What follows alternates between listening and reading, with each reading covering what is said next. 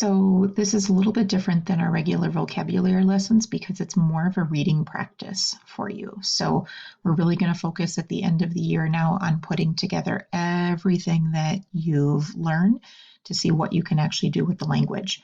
So the information in this little slideshow is all about going to a cafe or a restaurant and what vocabulary would you need and what would you need to understand. So I'm going to read you a paragraph that you will see on the screen. Then the video will stop and your job is simply to read through it again, use your resources if you want to, and try to figure out as much as you can understand. You obviously won't get every single word, but see if you can get the main idea for each of these. Juste comme aux États-Unis, il y a une variété de restaurants en France. Il y a des restaurants élégants, mais aussi des fast-food. Il y a beaucoup de chaînes américaines, McDo, KFC, Subway, Domino's, mais aussi des chaînes européennes, Quick, Brioche Dorée. So then for each of these, I'll go through the meaning so that you can check and see how well you understood what this actually said. Just like in the United States, there is a variety of restaurants in France.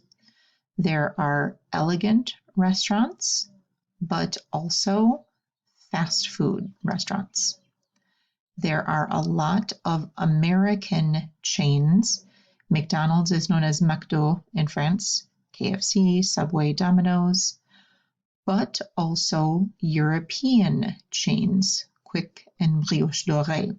Quick is actually a Belgian restaurant that is kind of the French version of McDonald's or Burger King. It's a burger fast food place. Brioche Dorée is probably closest to like Panera type of place. And there are actually some brioche dorée in the United States. I've seen them in major airports in the past sometimes. Le café est une partie importante de la culture française. Les cafés datent du XVIIe siècle. Les intellectuels allaient au café pour discuter la littérature, la philosophie et la politique. Un café offre un menu simple et limité à un prix raisonnable. Les cafés servent des repas et des boissons toute la journée, du matin au soir. The cafe is an important part of French culture. Now remember, you'll notice as we go through this that sometimes words are flipped around. So partie importante means important part. Culture française means French culture. Cafes date from the 17th century, so the 1600s. Intellectuals used to go. This is a different form of the verb aller, but we still know that aller means to go. This is just a past tense of it. Intellectuals used to go to a cafe to discuss literature, philosophy, and politics. A cafe offers a simple and limited menu at a reasonable price. Cafes serve meals and drinks all day long, from morning to evening. So the main difference between a restaurant and a cafe is that a cafe is known basically for beverages. Of course, we know the word cafe means coffee, but in this case, it's the name of a type of restaurant. Cafes are known basically for beverages, but most of them have a rather full food menu as well. It's just maybe not as fancy as the food that you might get at a restaurant. Cafes are known for quick, simple, good traditional food. Les Français adorent manger à la terrasse. Les chaises sont placées face à la rue pour regarder l'action de la ville. Les tables sont en général très petites et il n'y a pas beaucoup d'espace personnel. The French love to eat on the terrace, or we could call this maybe like a patio. Essentially, it's on the sidewalk, but it's a great big huge sidewalk leading out to the street. The chairs are placed facing the street, rue street, to watch the action of the city. So you'll notice that these tables are meant essentially for two people. There are two chairs for each table, but the chairs aren't across from each other. They're next to each other. So you have a conversation with the person next to you, and you can kind of people watch at the same time. It also makes it much easier for the servers because the servers can get to all of the tables from this side. The tables are in general very small, and there's not a lot of personal space. So I think we talked about personal space at the very beginning of the class. Americans tend to have a very large personal space bubble, one of the largest in the world. The French have a much smaller personal space bubble. So while this looks really crowded to you, it's completely normal to a French person. Now, obviously, with COVID-19, that is going to change. Chairs are no longer going to be set up like this, just like how stores and restaurants in the United States are having to make adjustments. They will be making some major adjustments in France as well. La carte liste la nourriture et les boissons offertes au café. En France, une copie de la carte avec les prix est affichée à l'extérieur du café. So la carte, as you can maybe guess here, is the menu. So the menu lists the food and beverages offered at the cafe. In France, a copy of the menu with the prices is posted on the outside of the cafe. So if you remember from earlier in the year, we learned une affiche is a poster. Affiché means posted or like hung up on the wall. And this is one of the things that I love when I visit France because I am a really picky eater. And so I always want to know before I go into a restaurant or a cafe or before I sit down at a table, what do they have to eat? Is there something on the menu that I am going to like? And not only that, what are their prices like? I don't want to sit down somewhere and then realize, oh, wow, this is way more than I wanted to spend. So by law, restaurants and cafes, any eating establishments have to have their menu posted outside so that you can, go up, look at the menu, see if it's a place that interests you, and then go in or then sit down at a table. Beaucoup de cafés et de restaurants offrent un menu à prix fixe. Le client choisit une entrée, un plat et ou un dessert d'une liste limitée. C'est facile pour le client et le chef et c'est à un prix avantageux pour le client. Many cafes and restaurants offer a prefix menu, and this is a phrase that the English language has borrowed from French. Prefix is used in English. It means fixed price. So a fixed price menu. The client or the customer chooses an entree, a starter, remember that means starter in French, a main dish and or a dessert from a limited list. So if you look here at the menu, there are two different options. You can get your starter and your main dish, or your main dish and your dessert, so 2 courses for €12.90. Or you can get a 3-course meal, the starter, the main dish, and the dessert for €14.50. So usually they will have a couple different variations from which you can order. Now you have limited choices.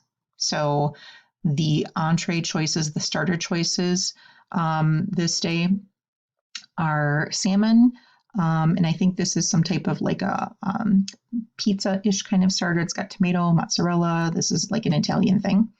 You have a choice between 2 different starters, a choice between 2 different main dishes, and a choice between 2 different desserts. So that's the catch with with ordering from a menu like this is you cannot go off the menu. You can't say, oh, well, I don't like salmon or this, so I want to get something else. Nope, these are your choices.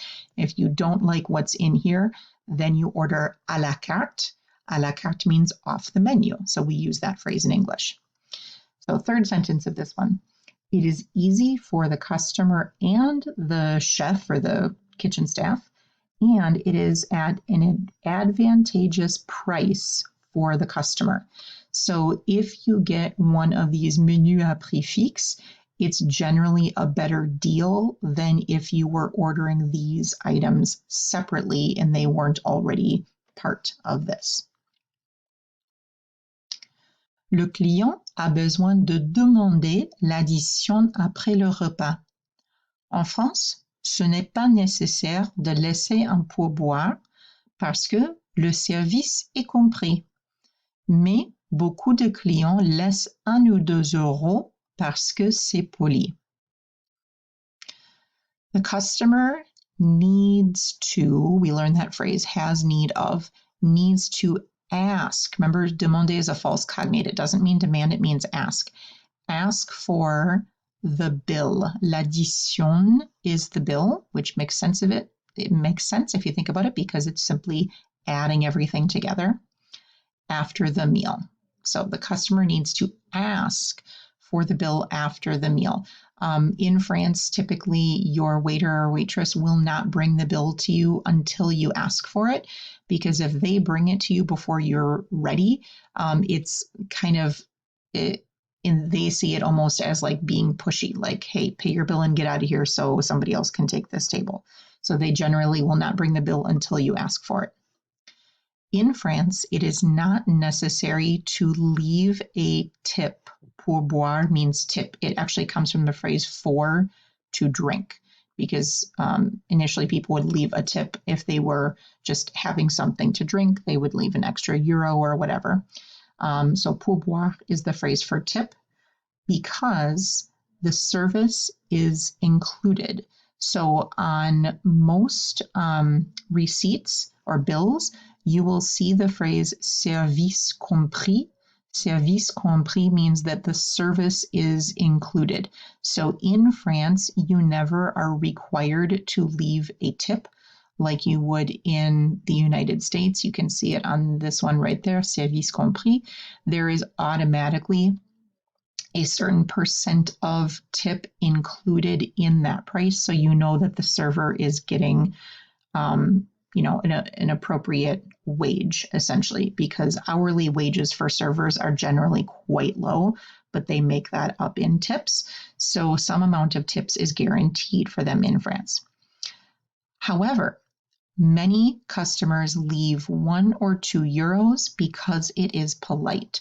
So you do not have to leave a tip in France, but if you feel that you got very good service, if the your server was, nice and pleasant with you. The French are not necessarily overly friendly. Or if, let's say, you ask for directions, you ask information from the server at the restaurant, if you use their bathroom, all of those kinds of things, it's kind of expected to leave a little something extra. It's not required, but many people do choose to leave 1 or 2 euros if they feel like they got very good service. All right, so from that, you have been exposed to, I believe, every single one of these terms. So what I want you to do is figure out what were these words, fill out as many as you can remember, and then we'll go through them together. Un repas veut dire a meal. Le déjeuner veut dire lunch. Le dîner, dinner. So we saw these much earlier in this unit and we've been using them already. Un café is a cafe, like a small restaurant, focuses on beverages, but it has simple meal food as well. Un restaurant is a cognate. Une terrasse is a terrace or a patio, essentially the outside seating area of a cafe or restaurant. Une carte is a menu, as in the actual physical menu.